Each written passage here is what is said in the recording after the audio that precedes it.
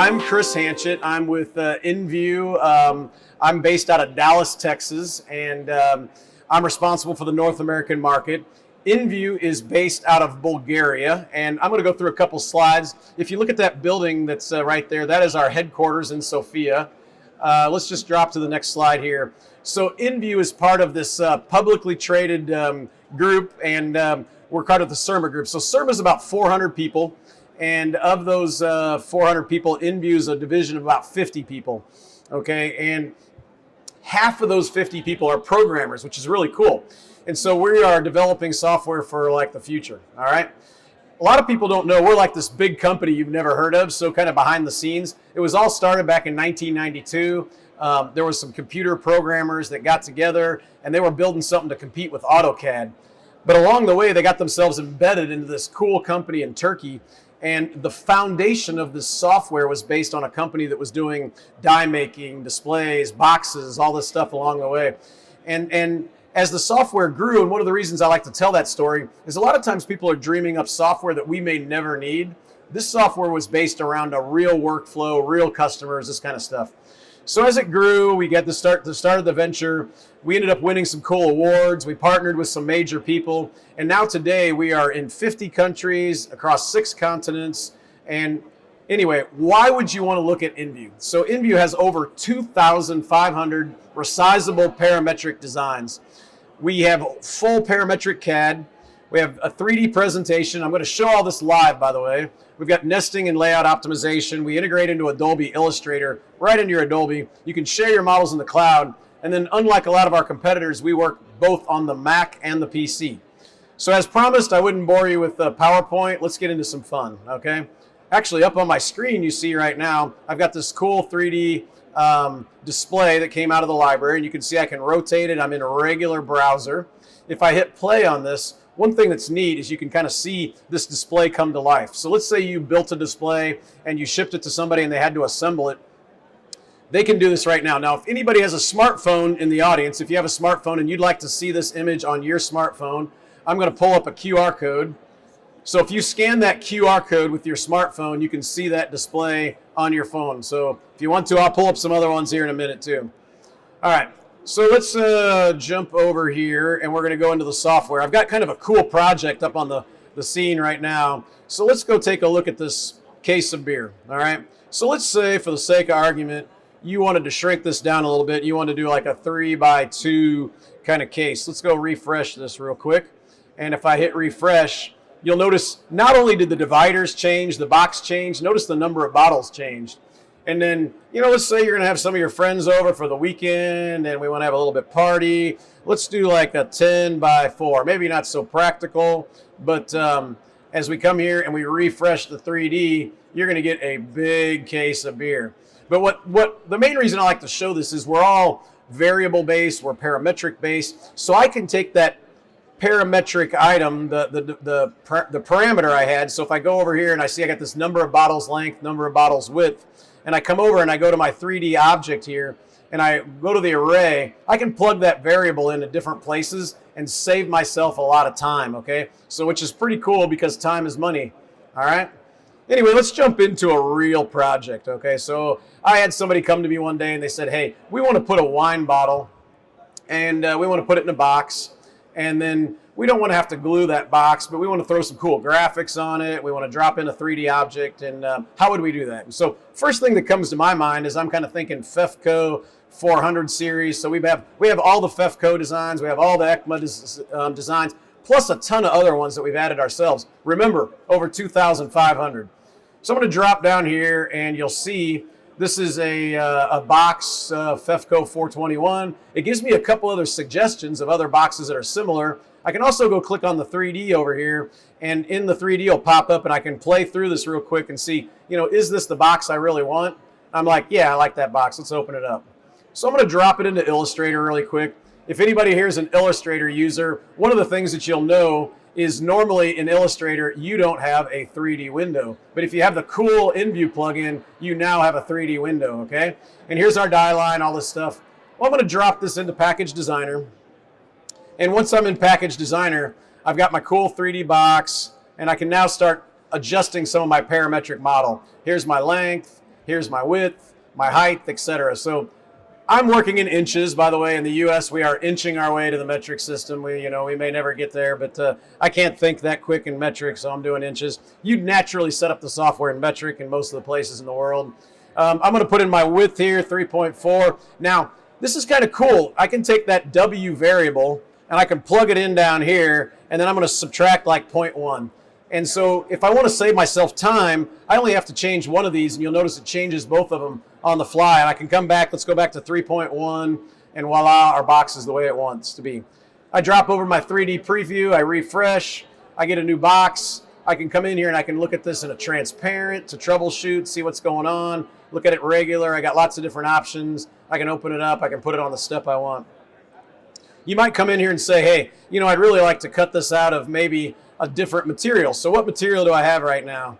I've got E-flute brown cardboard, okay? So if I flip over and I go to B-flute white, watch what happens to my die line in the background when I hit OK. Notice everything just changed. So if you were doing this in AutoCAD, you were doing this in Illustrator, all that, it'd take you forever to get it just right. And you're subject to human error. Here, we can change it super rapidly. Now, by the way, let's drop over to the 3D presenter. You'll notice I also get a white box now, which is nice. So if you remember earlier, I said, hey, we're doing a wine bottle demo. Let's drop a wine bottle in this box. So I'm going to go to my objects. We give you a whole bunch of cool 3D objects. You'll notice this one's kind of boring. It's just got a label called wine label. I opened that up in Illustrator and I created a new label. If you remember, we're owned by Surma, so I made some Surma Valley wine. Why not, right?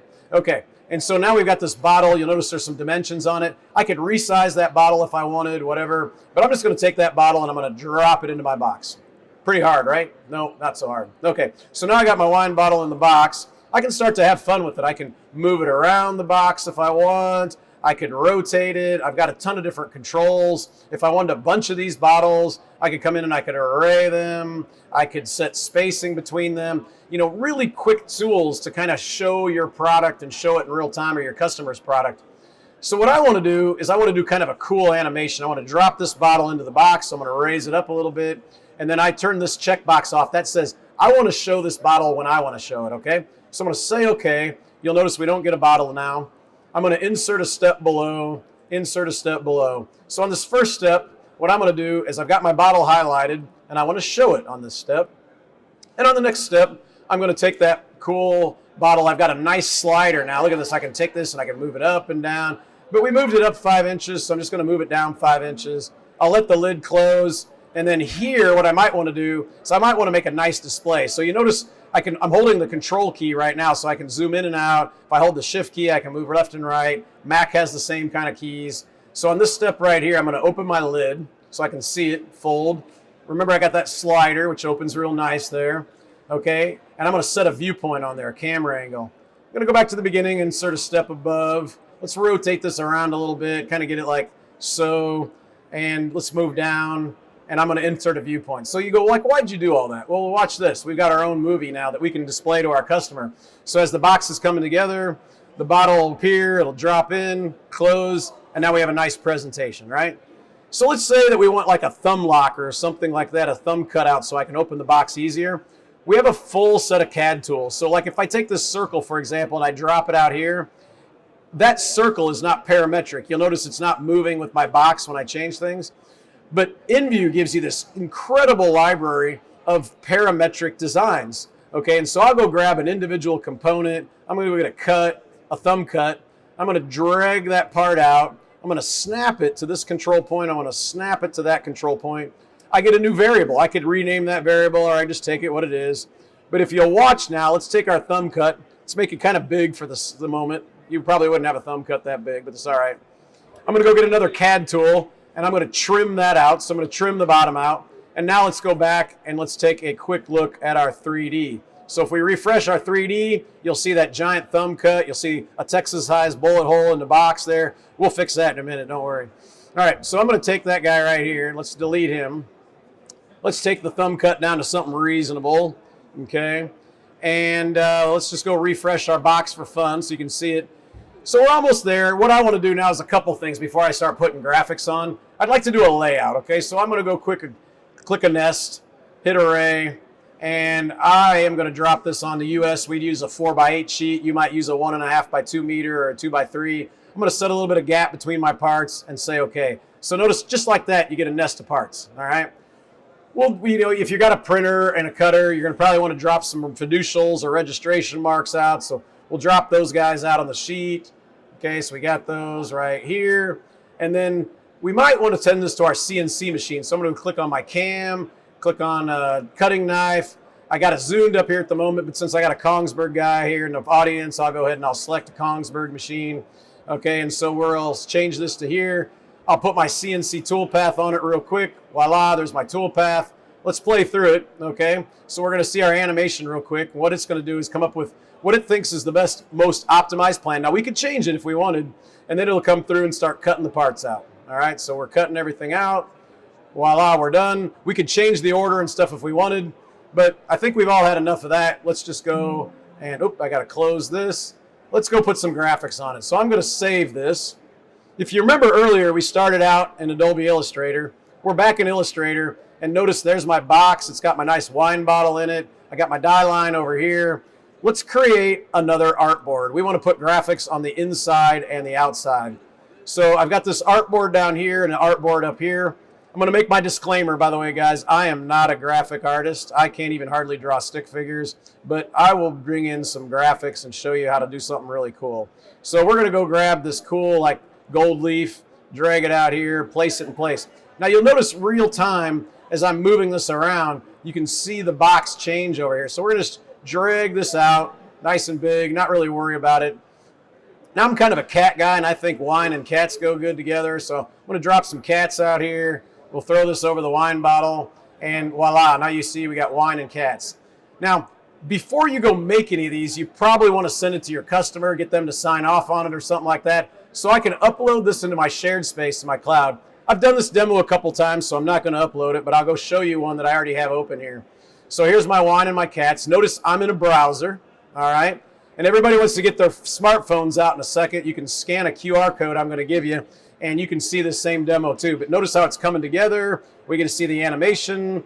Wine bottle drops in. Voila. There you go. You get your nice presentation. Like I said, if you want to see this on your phone, scan that QR code, and you can see the same exact thing on there. Share it with your family, your friends, your girlfriend, your wife, maybe the same person. And anyway, so we got a couple other people scanning there real quick. All right, great. So if you remember a minute ago, we did a layout, all right? So I'm going to go back to Illustrator. I'm going to close this. I'm going to go to my step and repeat up here. I'm going to click on my layout, and I'm going to do the bleed offset for you.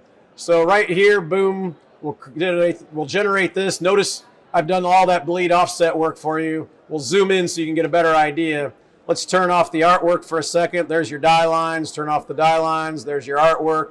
I don't know about you guys. I didn't do this before I was playing with EngView, but it's my understanding that takes some time, some work, some effort, unless you got a cool automation tool like this. So that's my first demo. Let me jump into some really quick things for fun now. I'm going to go back online, and I'm going to jump into my display library for a second. And I'm going to start scrolling through, and you'll notice there's tons and tons and tons of different displays. If you remember when I was first doing the demo, I had, I think it was this counter floor display.